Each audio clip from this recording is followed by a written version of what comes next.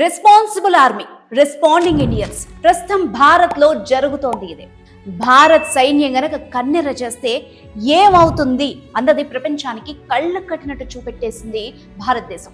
మహిళల ఉసురు పోసుకున్న ఉగ్రవాదుల ఊపిరి తీసేసింది భారత్ సేన.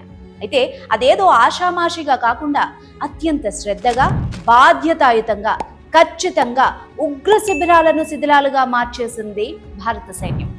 సామాన్యులకు, సాధారణ పౌరులకు ఎలాంటి నష్టాన్ని జరగకుండా ఎవ్వరూ భారత్ దాడిని ప్రశ్నించలేని విధంగా భారత్ చేపట్టిన రెస్పాన్సిబుల్ అటాక్ ను ప్రపంచమంతా వావ్ ఇండియా అనేలా చేసింది. ఇక భారతీయులంతా ఈ రెస్పాన్సిబుల్ అటాక్ పై భారీ ఎత్తున రెస్పాండ్ అయ్యారు. ముక్త కంఠంతో జై హింద్ అన్నారు, జయ హో భారత్ అంటున్నారు.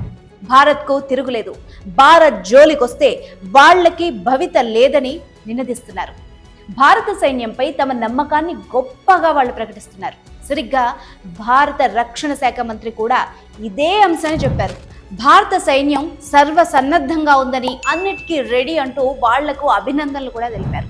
భారత్ జోలికి రావాలంటే పాక్ లో జరిగిన ఖచ్చితమైన దాడుల వంటి వాటికి సిద్ధపడాలని హెచ్చరించారు ఆయన. రెస్పాన్సిబుల్ ఆర్మీకి అత్యంత గొప్పగా రెస్పాన్స్ ఇచ్చారు మన రక్షణ శాఖ మంత్రి రాజ్నాథ్ సింగ్. అంతకు మించి భారతీయులంతా మీ వెంట ఉన్నామంటూ భారత త్రివిధ దళాలకు రెస్పాండ్ అవుతున్నారు. ఉగ్రవాదాన్ని తుదముట్టించండి, ఉగ్రవాదుల్ని ప్రోత్సహించే వాళ్ళ తాట తీయండి అని ప్రోత్సహిస్తున్నారు. జై హింద్, జయ హో భారత్.